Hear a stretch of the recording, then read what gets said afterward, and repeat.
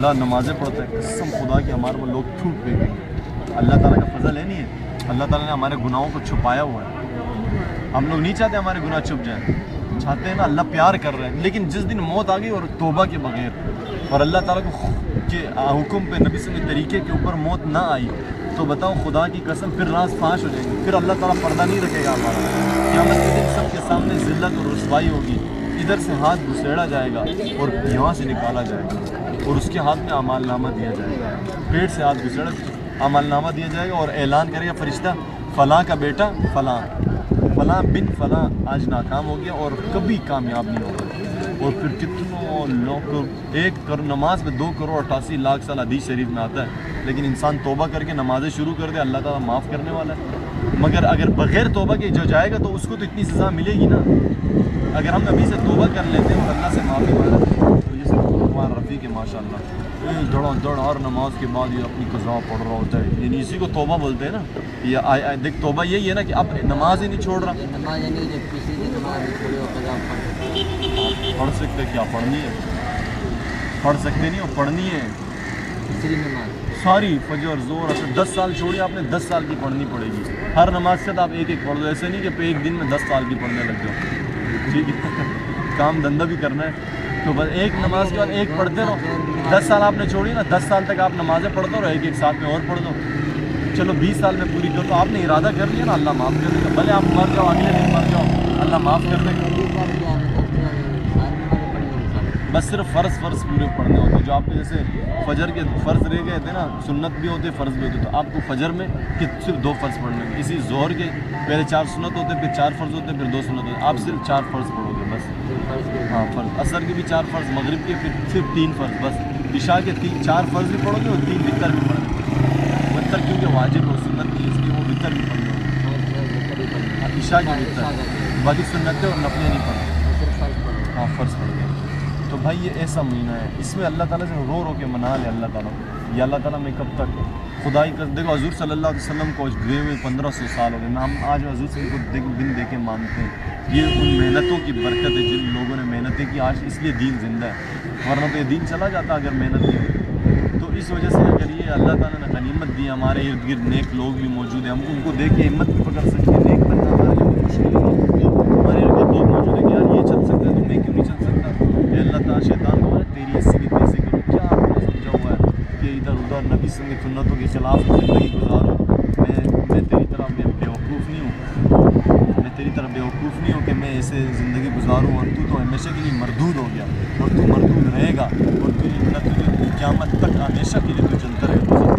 تو اللہ تعالیٰ نے ہمیں قرآن میں صاف فرما دی تمہارا کھلا دشمن ہے، مجھے تو پتہ چل گیا ابھی، آئندہ کے بعد میں تیری بات مر کے بھی نہیں مانوں، مجھے بیوقوف سمجھتا ہے کیا، میں اللہ کا غلام ہوں، میں تیرا غلام نہیں ہوں، اس لیے جو نبی صلی اللہ علیہ وسلم کا غلام ہے اس کے بعد ہمت کر کے شروع ہو جائے، قسم خدا کی مشکل نہیں ہے۔ میں نے مانا کہ ابھی پینٹ شرٹ چھوڑنا، داڑھی رکھنا، اچانک مشکل ہوتا ہے، انسان سوچتا ہے مخلوق کا خیر خوف ہو،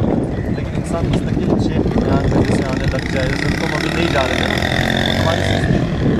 تم نہیں گئے نا، تو ایسے تم بھی دین پر نہیں چل سکتے، اس کے لیے ایک انتہائی عجیب قسم کی ایک محنت ہوتی ہے، اس سے روزہ لگا کے آیا روزہ لگا کے آیا نا، اس سے کچھ بھی نہیں ہوا، دیکھو ابھی تک کی پینٹ شرٹ پہن رہا ہے، ابھی تک داڑھی کٹوا رہا ہے، ابھی تک وہی حالت ہے، وجہ 5 ٹخنے سے نیچے کبیرہ گناہ ہے نہیں ہے، وجہ کیا ہے، اتنا آسان نہیں ہے یہ، ایسے مستقل ایسے جڑنا ہوگا، اتنا جڑو، اتنا اتنا ساتھ رہو کہ تم ان کی طرح ہو جاؤ، تو پھر اس کے بعد انشاءاللہ تعالیٰ مرتے دم تک کوئی دین سے ہٹا نہیں سکتا۔ یہ نہیں سوچو کہ ایسا کوئی جادو ہوگا، آسمان سے جادو آئے گا یا پھر کوئی روشنی آئے گی میرا دل بدل جائے گا اور میں جو ہے ایک دم ٹوپی بھی آ جائے گی، داڑھی بھی آ جائے گی، پینٹ شرٹ بھی چھوڑ دوں گا اور 5 وقت نمازی بھی بن جاؤں گا، ایسا کچھ نہیں ہونے والا، یہ یاد رکھیں۔ ہاں اللہ تعالیٰ کسی کو کر بھی سکتا ہے ایسا، ٹھیک ہے، مگر اللہ تعالیٰ کا قانون یہی ہے، قانون یہی ہے، اللہ تعالیٰ نے 1.25 لاکھ نبی بھیجے، اللہ تعالیٰ نے کوئی نعوذ باللہ ڈرامے بازی تو نہیں کی نا، اللہ تعالیٰ نبیوں کو محنت کروا رہا ہے، اتنی تکلیف ہے، جتنی تکلیفیں مجھے دین کے لیے دی کسی کو نہیں دی گئی، تو وہ تکلیفیں اس لیے اللہ تعالیٰ کروا رہا تھا تاکہ ان کے اوپر محنت ہو جائے، ورنہ تو کیا ضرورت، اللہ تعالیٰ ایسے ہی نہیں ہم کو ہدایت دے سکتا تھا، ابھی ہم بیٹھے بیٹھے اللہ ہم کو ہدایت دے دیں، ہم لوگ ایک بھی شیطان کی نہیں، تو بس اللہ تعالیٰ سے یہ دعا اس کے بعد کریں گے، اللہ تعالیٰ نے قرآن میں فرمایا کہ اللہ یجتبی الیہ من یشاء، اللہ تعالیٰ جس کو چاہتے ہیں اپنی طرف کھینچ لیتے ہیں، ایسے بھی واقعات ہوئے, ایک شخص ڈکیتی کرنے جا رہا ہے, اس کو ہدایت مل گئی, صحیح ہے. ایک شخص شراب پی رہا تھا, شراب کے نشے میں وہ جو حضرت بشر حافی رحمۃ اللہ علیہ, ایک نیچے ٹکڑا پڑا ہوا تھا, بسم اللہ الرحمن الرحیم, اس میں اللہ کا نام لکھا, اس نے اس کو اٹھایا, صاف کیا, جو اس کے اوپر کچھ پیسے پڑے تو اس نے اس سے عطر خریدی, اس کے اوپر یوں لگائی, عطر خوشبو رکھ کے اوپر رکھ دیا. اس کو خواب میں پھر جو ہے آواز آئی کہ تم نے ہمارے نام کو عزت دی, اب تجھے مرتے دم تک ہم عزت دیں گے. پھر اللہ نے اس کو ایسی ہدایت دی. پھر امام حنبل رحمۃ اللہ علیہ اس کے لیے کھڑے ہو جاتے تھے, امام حنبل رحمۃ اللہ علیہ, جیسے امام ابو حنیفہ رحمۃ اللہ علیہ نا, ایسے امام حنبل رحمۃ اللہ اس کے لیے کھڑے. تو اس کا شاگرد کہتے تھے کہ آپ اس کے لیے عالم بھی نہیں, اس کے لیے آپ کھڑے ہو جاتے. کہا میں کتابوں کا عالم ہوں, یہ اللہ کا عالم ہے, یعنی میں کتابوں کو جانتا ہوں, یہ اللہ کو جانتا ہے, ٹھیک ہے. تو اللہ ایسے بھی عزت دے سکتے. تو اللہ سے بولے یا اللہ تعالیٰ مجھ سے ہمت نہیں ہوتی, آپ مجھے کھینچ لو یا اللہ, اپنی طرف کھینچ لو, مگر اے اللہ تعالیٰ جہنم کی طرف مجھے شیطان کھینچ رہا ہے. حضور سے فرمایا کہ ایک بار حضور سے یوں بیٹھے ہوئے مجلس میں بیچ میں آگ جلائی گئی, پروانے اس میں یوں گر رہے ہوتے نا, آگ کے آگ جب جلی ہوتی پروانے گر رہے ہوتے,